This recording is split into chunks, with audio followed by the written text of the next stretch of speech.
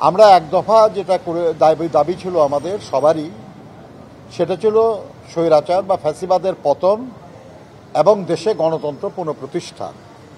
কারণ দেশে গণতন্ত্র ছিল না, গণতন্ত্রের নামে প্রহসন করা হয়েছিল।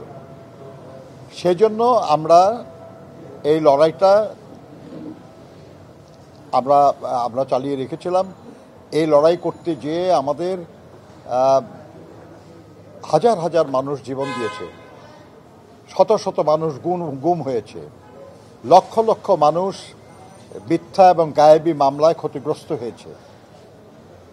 আমরা এখানে যারা উপস্থিত নেতৃবৃন্দ দেখতেছেন, প্রায় সবার বিরুদ্ধে অসংখ্য মামলা এখনও ক্লিয়ার হয় নাই এবং প্রায় সবাই জেলে যেতে হয়েছে। আমরা আনন্দিত যে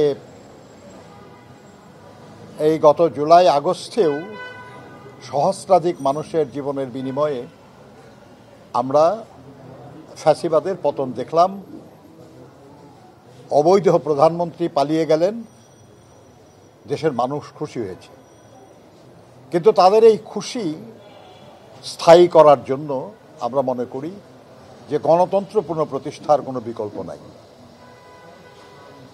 আর একটা নির্বাচিত সরকার প্রতিষ্ঠার মাধ্যমেই গণতন্ত্র প্রতিষ্ঠা করা যায়। আমরা জানি যে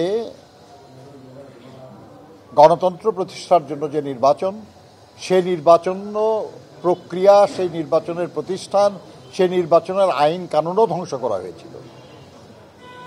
এখানে সংস্কার প্রয়োজন। এই জন্য যেসব সংস্কার প্রয়োজন সেগুলি দ্রুত করে জনগণের দীর্ঘদিন ধরে যে ভোটের অধিকার থেকে বঞ্চিত, সেই অধিকার তাদের ফিরিয়ে দেওয়া উচিত বলে আমরা মনে করি। এবং আমরা মনে করি যে সংসদ নির্বাচনের মাধ্যমেই শুধু গণতন্ত্র পুনঃপ্রতিষ্ঠা সম্ভব।